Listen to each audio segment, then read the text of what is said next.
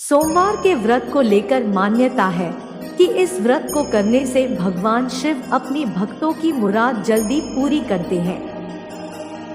सोमवार का दिन भगवान शिव को समर्पित है, इसलिए इस दिन भगवान शिव की पूजा और व्रत करने का महत्व और ज्यादा बढ़ जाता है। यदि आप सोमवार के व्रत करते हैं तो आपको सोमवार व्रत कथा पढ़ना बेहद जरूरी है, क्योंकि इसके बिना आपका व्रत अधूरा माना जाता है। आइए जानते हैं सोमवार व्रत कथा। देवों के देव महादेव बहुत ही भोले माने जाते हैं, इसलिए उनका एक नाम भोलेनाथ भी है। पौराणिक मान्यतानुसार भगवान शंकर को प्रसन्न करने के लिए किसी भी तरह के खास विशेष पूजन की आवश्यकता नहीं होती, क्योंकि कहा जाता है कि वह तो भोले हैं और भक्त की मन से की गई क्षणिक मात्र की भक्ति से ही वह प्रसन्न हो जाते हैं। अगर आप भी शिव की भक्ति और कृपा पाने के लिए सावन के सोमवार का व्रत करते हैं तो इस कथा से भोलेनाथ को प्रसन्न कर सकते हैं। एक बार किसी एक नगर में एक साहूकार था।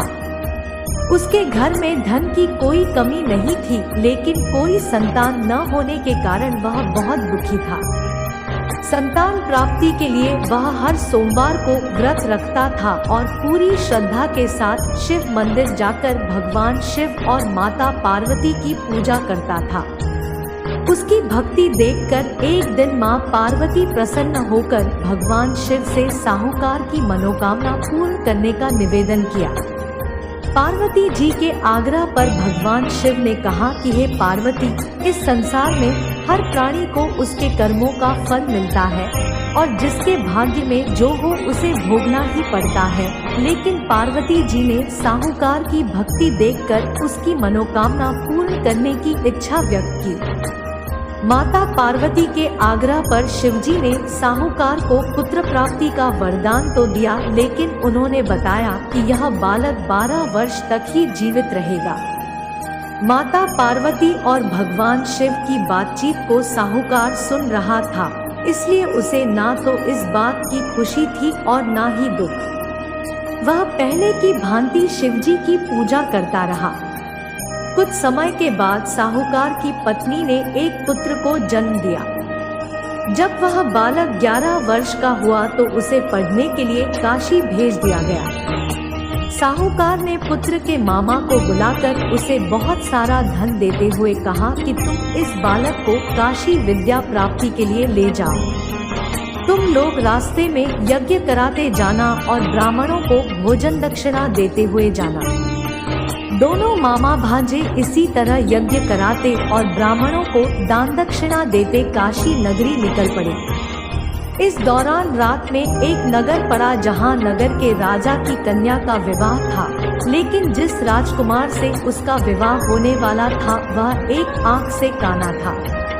राजकुमार के पिता ने अपने पुत्र के काना होने की बात को छुपाने के लिए सोचा क्यों न उसने साहूकार के पुत्र को दूल्हा बनाकर राजकुमारी से विवाह करा दूं।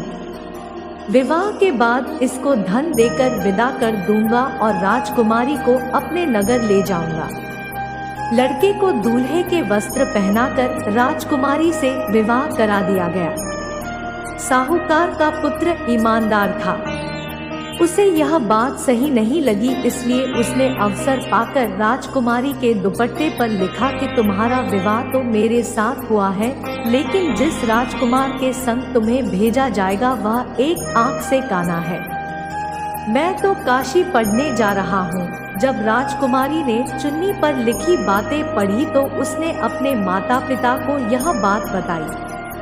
राजा ने अपनी पुत्री को विदा नहीं किया, फिर बारात वापस चली गई। दूसरी ओर साहूकार का लड़का और उसका मामा काशी पहुँचे और वहां जाकर उन्होंने यज्ञ किया।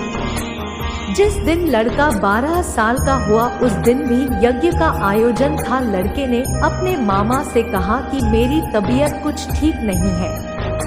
मामा ने कहा कि तुम अंदर जाकर आराम कर लो। शिवजी के वरदानुसार कुछ ही देर में उस बालक के प्राण निकल गए। मृत भांजे को देख उसके मामा ने विलाप करना शुरू किया।